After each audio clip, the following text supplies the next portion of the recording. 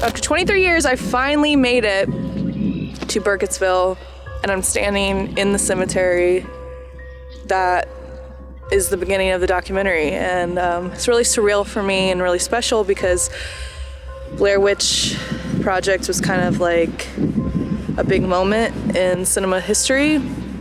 And I was 8 years old when it came out. That's right around the time I started making my own films.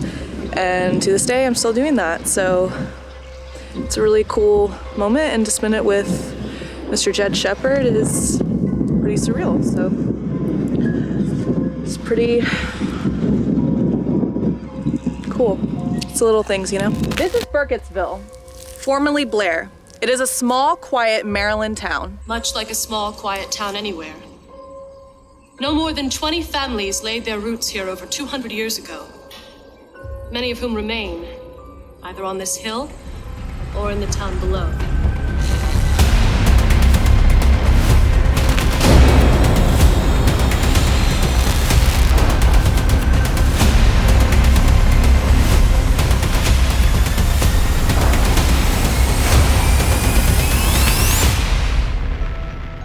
This was the scene over the weekend at LA's New Art Theater, the area's exclusive venue for this summer's hottest horror flick. Disturbing because, jumpy all over the place. It was very motion kind of sickness in a way. You've heard of the Blair Witch? Several times. Partisan Entertainment and Blair creators Daniel Myrick and Eduardo Sanchez are considering a follow-up that could hit the theaters as early as next summer. Blair Witch creators are becoming celebrities themselves. The five guys scared up an audience at Orlando's Planet Hollywood. Well, that was until this summer when a little film took America by storm, largely due to the hype generated on the internet. That film was the Blair Witch Project.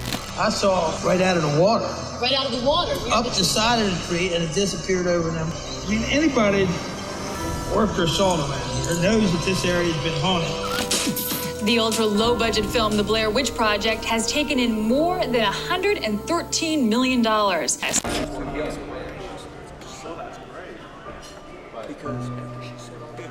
going to be 24-hour shipping for a 4K list, and I'm like, but I really want it because I like Second Sight.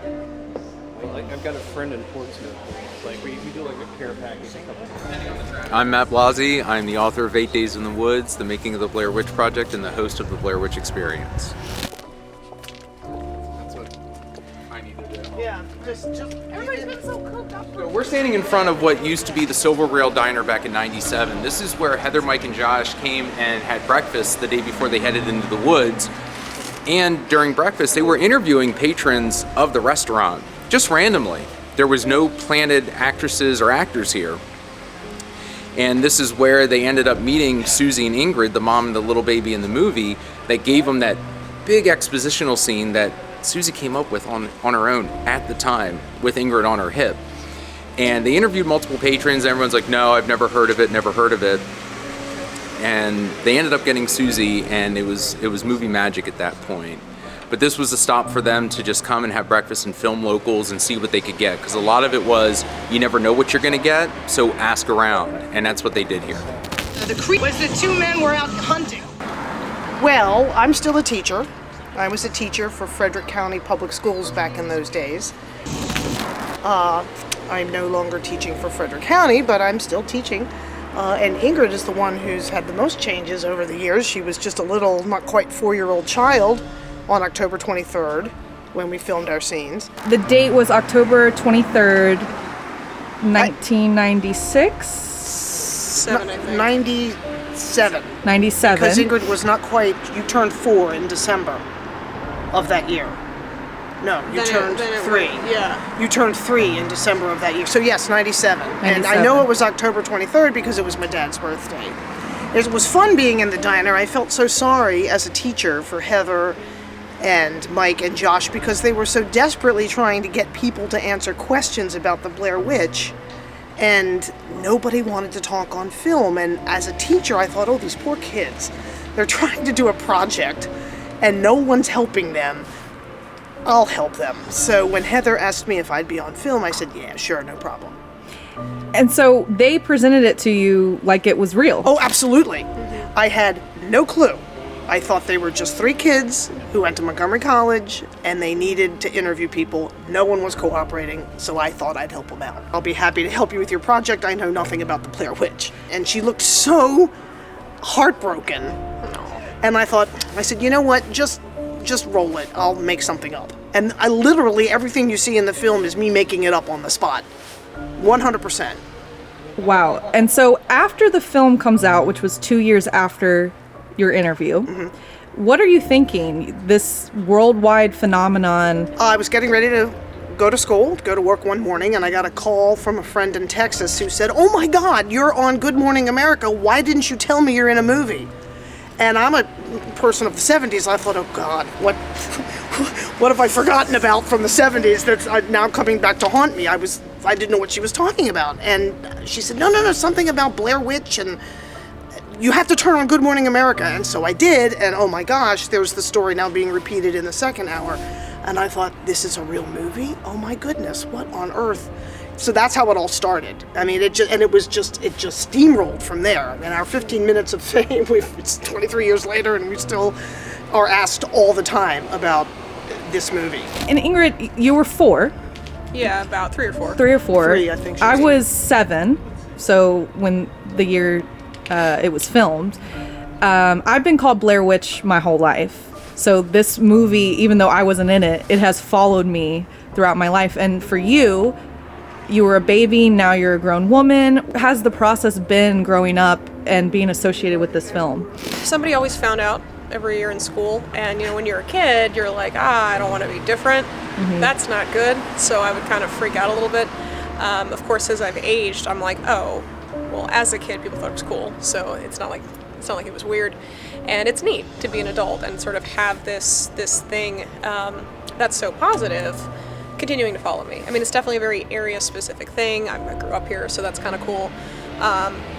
And it definitely kind of helped me with something recently. So I got to meet the band Korn virtually. Amazing. So my fiance is like, hey, the Blair Witch is a really big deal in the metal community. You should tell them that. And I'm like, I don't want to tell them. I think I'm stupid. But I did tell them, and they thought it was really cool. So that was like a neat Not way. only that, but Head said, oh my gosh, can I take your picture? Well, that's where I was going. Head's like, oh, stop, I got to take your picture. And I'm like, okay, cool, like a total dork, That's so cool. I know, heads are like super cool anyway. So that was really neat. So there's that. I got to just be like, hey, you'll remember me because of this. And they probably do, which is kind of neat. So last question, is the Blair Witch real? Oh, you tell me. I haven't seen her yet. We believe enough not to go up there. Right, Ingrid? But of course. You guys say you know something about the Blair Witch? My name is Ed Swanson. I was one of the fishermen in the original Blair Witch. Just a lot, even all these years later, that people say you haven't changed a bit. Well, I don't know, I don't see that, but... you haven't aged a day, really, honestly. I've been told I'm the witch. The witch put a spell on you. Absolutely, Amazing. Yes. How did it come about that you were in the film? My nephew was dating the director's sister. Okay. We also played softball together. Okay. We were sitting at a game, and Ed said to me, he said, hey, I'm doing this film, and I think I've got a part for it. I said, really? Yeah. What do I need to do? I'll get you the information, and we'll go from there. Well, I don't know, it was a few months later, all of a sudden I get this information in the mail, and be here this day, this time, fishing equipment, this is what you're doing, just here's the materials, be familiar with it. You don't have to memorize anything, you are playing yourself. You're not being anyone else. Okay. And so he planted us out there, and the rest is history. So Eduardo Sanchez, when you say Ed, yes. That's who you're talking about. Yes. He told you it was a film. Yes. So you knew this was all fake. Yes. Yeah, okay. Because the mother and daughter, they thought it was a real documentary. You knew ahead of time. I knew ahead of time that it was a film, yes. You knew ahead of time that the film right. was staged, essentially. So when it came out, and it was this huge phenomenon that essentially changed cinematic history, what were you thinking? What was going through your head? I didn't know what to think. It had blown up so fast that it was like, you know, in my mind, I'm thinking, this is so cool. I'm in that. And I had already seen a preview, and to see yourself up on the screen is just, it's surreal. Yeah. And so once it came out, I was like, this is just so cool. And when I went to see the movie, you know, I didn't think anybody recognized me. I really didn't. Silly me. So I went down to get some snacks. And when I went down there, I'm just standing in line, minding my own business. And one of the kids behind the counter pointed at me. He says, have you been fishing lately? I said, no, not lately. And they bought out a bunch of hot dog holders. And I don't know, I must have signed 10 or 15 of those things. Amazing. It was just all this, I still to this day, I'm nobody. But you are a piece of cinematic history, essentially. It's iconic. You know, you have your iconic films that are out there. For me, like The Exorcist, you know, things like that when I was growing up was scary. It was out there, and today people still talk about The Exorcist. You know, if you wanna see the steps, you just go down to Georgetown, and there they are. And so to me, that's what this is. And you know, like right here where we are, people come to these filming sites all the time, and it's just cool. It just is. Love it. It's just cool. It's That's just the cool. tagline. So was the film scary for you when you first saw it? Yes. Yeah. Throughout most of the film, you know, there was that little bit of angst. Yeah. The one part of the film that all these years later still gets me is seeing Mike in the corner. I know it's coming. Every time I see it, I get goosebumps. I just do. Me too. So that's the one part of it that really gets me. And I'm a Blair, and it still scares me. So, last question I ask everybody, is the Blair Witch real? In your head, it's real. And that's all that matters. That's all that Thank you matters. so much. So we just interviewed some of the original cast from Blair Witch Project, and we are in Brunswick, Maryland. And now we're gonna go over to Burkittsville and film some more sites from the film. And yeah, you're getting to see the original cast, which is super rare.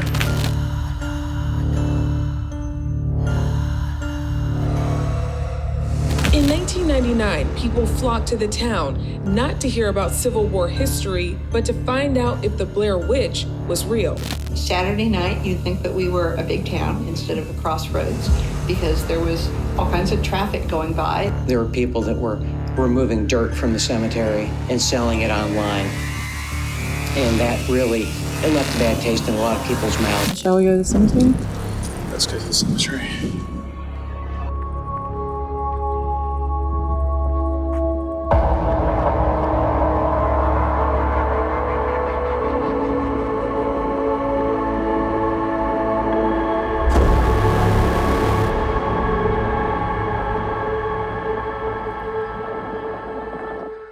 Where are we at, Blair? The Burkittsville Cemetery, where Heather Donahue famously starred in the Blair Witch Project documentary.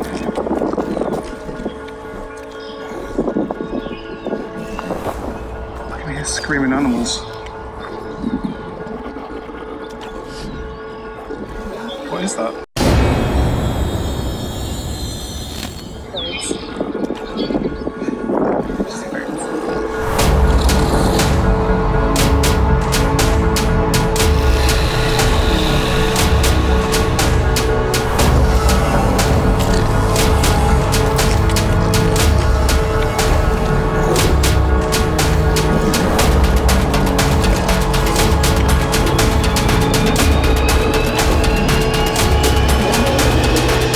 People often try to locate the Blair Witch house. Right there. Particular graves that show up in the film were just chosen at random. Heather, Mike, and Josh were told to come here and film and grab coverage on the 16 millimeter, and they walked around and just filmed various headstones and statues that they felt were giving them the aesthetic. There's a couple of the tombstones that, when Heather references children, she picks out some very small tombstones of children and the iconic angel that's on the other side of the cemetery. Just gives that feel, that atmosphere of this old town cemetery. It's got a long history. And I think Heather and Mike and Josh really captured that. But other than that, they were not given much direction other than go to the cemetery and record your opening monologue and get shots of the cemetery. Everything else was on them to get it on film, and they did a wonderful job at that. So you brought up the 16 millimeter. Can we talk about the cameras real quick? Because the iconic High 8 was also used. Do you know much about why those cameras were chosen, or the aesthetic reasons for that, or anything? They chose the High 8 to get all the extra footage of them. It was kind of like a behind the scenes type of thing. They literally went to Circuit City and bought an RC8 High 8 camera. They actually bought two of them. One is a backup, one is the main one. They ended up returning the main camera after the film was completed. So that camera is now lost to history, unfortunately. Their backup is now in the Museum of Modern Motion Picture, MoMA, whatever it is out in Seattle. That's on display. The 16 millimeter camera was actually director of photography Neil Frederick's personal camera that he brought with him and taught Josh and Heather and Mike how to use so that they could get the documentary feel. And they carried it with them in the woods. It was the only one that they had. So they had to take care of it, and they had to know how to load the film, because if they got out in the woods and didn't catch anything on film because it was loaded wrong, that would cause problems. So they ended up going through a couple of day boot camp before production started on how to load, how to use the camera, how to use the lighting, the batteries, and everything else. And then they were sent out on their own. Now in Burkittsville here for their first shot, if you go down the road a little bit, there's a pull off where Ed and Dan and the crew actually watched them from afar on the first day. So they kind of trailed them for the first day just to make sure everything was going right. But they stayed out of their way, only were there more or less for technical support on that first day, just to make sure they were doing everything they needed to get the light and the composition and everything. But everything else here in the cemetery was up to the cast discretion to figure out how to film and what to film. Buzzers. I was like, that is odd. Yeah, you get dead center right in the middle of the road. Was it up that road? Or? I think so. No. Or however you get into the town where the Burkittsville sign is. Okay, yeah, because the sign in the movie is right, the one right over there. Oh, it's still standing? No, Oh. all of the wooden signs were, well, I'll tell that. So all the sign in the movie is wooden. Okay. There's fair enough. They disappeared. Okay. So Naturally. yeah, that's because People take shit. Yeah. And so they disappeared. The Haxon Films paid to replace them with metal ones. Gotcha. So pretty much nearly the exact same design, nearly the same font. So those went up. I have one of them. Oh, you have one? Yes. Those off. But after the thefts, Haxon paid to replace them with some metal signs, which we know where 3 of them are. People tried to steal them. One morning we came out and saw one of the signs with a bumper and a chain just wrapped around it, where somebody tried to haul it away, and that was when we decided we shouldn't have the signs look the way they do. Original? Didn't he say it fell out of the tree? I don't know, but we're following a local through Burkittsville to his house. He wants to give us something. He wants to give us something very, very special that all Blair Witch fans are going to be super jealous of. And I'm going to put it right here on my car. Bigger. Oh no, that's perfect. But wow. Yeah, because he was hanging up there for that one needs to be redone. Oh my god. Yeah, that was hanging up there for about a year until it blew down. So. Can I?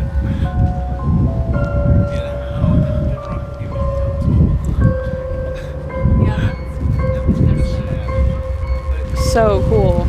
Well, I can't hang this in my. I was thinking it was a little one. I was gonna hang it from my. I have no idea. The Fisherman's Rock and everything.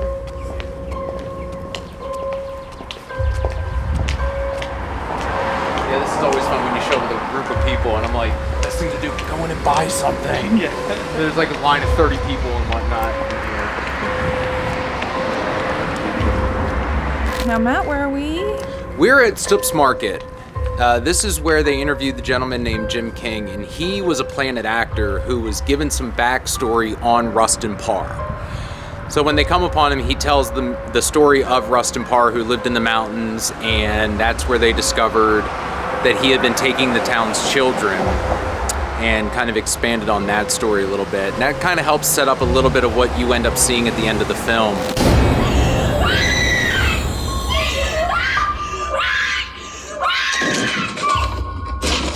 The backstory wasn't to be memorized and read as a report, but more of a recollection. So Mr. Parr, yeah, I think he lived over there. And so they were given that kind of direction to recall from memory. Don't make it sound like you're reading a script or a book report or giving a dissertation about the subject. So he was very natural. He looked and felt like someone who had lived in town his whole life. And they were given the indication to stop here for gas, interview anybody else. And when they walked inside, they were asking, well, have you ever heard of the Blair Witch? And he goes, oh yeah, I have. So they brought him outside and they interviewed him right back here in front of this pole where he gives the story of Rustin Parr. I remember Mr. Parr was an old hermit.